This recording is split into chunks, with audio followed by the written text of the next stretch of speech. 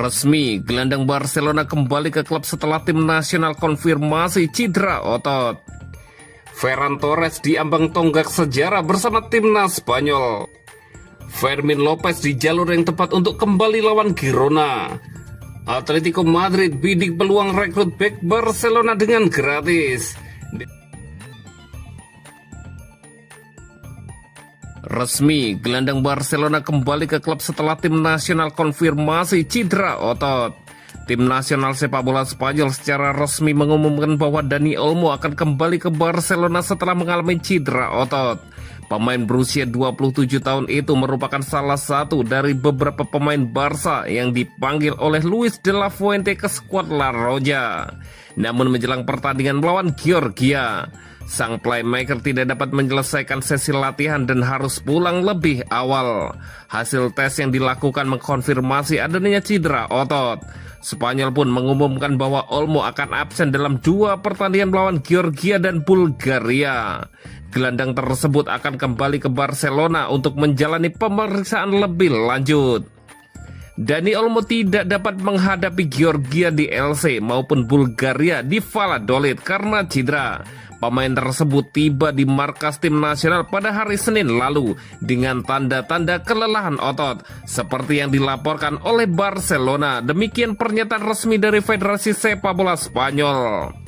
Sejak itu, gejala yang dialami Olmo berangsur membaik melalui perawatan dan penyesuaian beban latihan. Namun pada sesi latihan hari ini, ketika ia hanya dijadwalkan menjalani sebagian latihan, ia kembali merasakan ketidaknyamanan pada otot kaki kirinya. Tes lanjutan telah dilakukan dan hasilnya menunjukkan bahwa Olmo mengalami cedera otot. Hasil ini telah dikomunikasikan kepada tim medis Barcelona. Federasi menambahkan, pemain tersebut akan memulai proses pemulihannya sambil tetap berada di kamp tim nasional. Besok ia akan kembali ke Barcelona, sementara delegasi lainnya akan berangkat ke LC untuk menghadapi tim nasional Georgia. Lanjut pernyataan tersebut.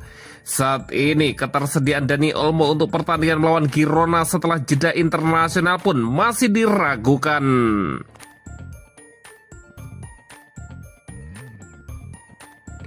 Ferran Torres diambang tonggak sejarah bersama timnas Spanyol. Penyerang Barcelona, Ferran Torres, yang mengalami lonjakan nilai pasar pada musim ini, akan kembali menjadi andalan Spanyol saat La Roja berupaya melanjutkan momentum kemenangan mereka dalam laga internasional ini. Spanyol dijadwalkan menghadapi Georgia dan Bulgaria selama jeda internasional ini, dengan Ferran kemungkinan akan memimpin lini serang pasukan Luis de la Fuente.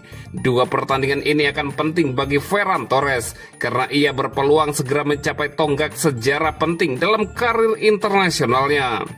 Bahkan penyerang Barcelona ini bisa masuk dalam daftar 10 pencetak gol terbanyak tim nasional Spanyol pekan ini jika ia hanya bisa mencetak 1 gol lagi. Ia akan menyamai rekor gol yang dipegang oleh legenda Real Madrid, Alfredo Di Stefano dan Sergio Ramos, yang keduanya telah mencetak 23 gol untuk negaranya.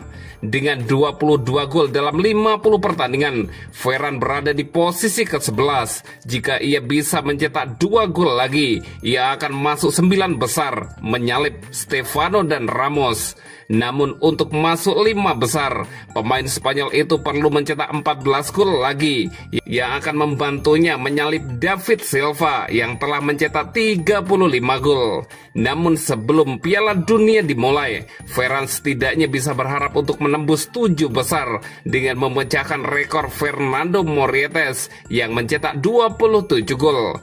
David Villa saat ini memimpin daftar pencetak gol terbanyak sepanjang masa Spanyol dengan 59 gol, sementara Raul 44 gol dan Fernando Torres 38 gol berada di posisi ketiga.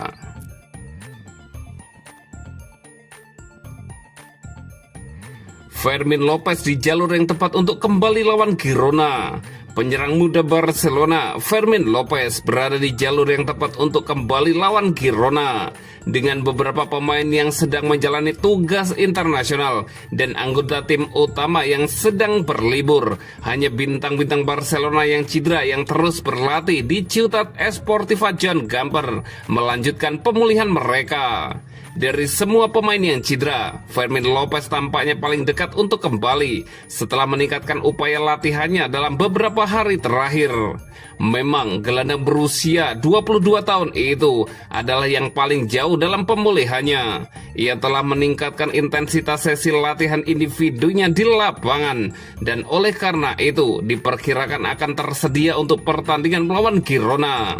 Fermin mengalami cedera otot di akhir pertandingan melawan Getafe bulan lalu dan diperkirakan akan absen selama 3 minggu. Akibat cedera tersebut, lulusan La Masia tersebut akhirnya absen dalam pertandingan melawan Real Oviedo, Real Sociedad, PSG, dan Sevilla.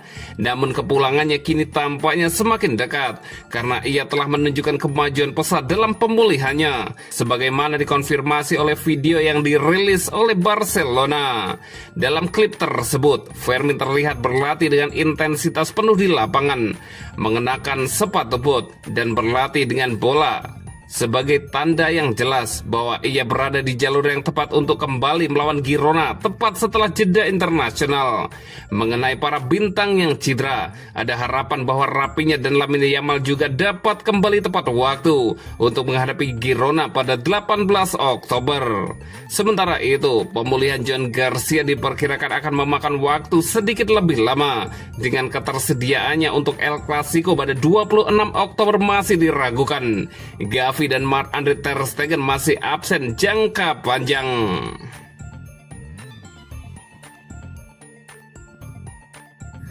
Atletico Madrid bidik peluang rekrut bek Barcelona dengan gratis. Direktur olahraga Atletico Madrid, Matteo Alemany, ingin segera membawa bek Barcelona Andreas Christensen. Kepindahan bek asal Denmark itu bisa saja berjalan gratis ke Atletico Madrid musim panas mendatang. Menurut VKS, Matteo Alemany sedang merencanakan langkah musim panas untuk mendatangkan Andreas Christensen. Kontraknya di Barcelona akan berakhir pada 2026.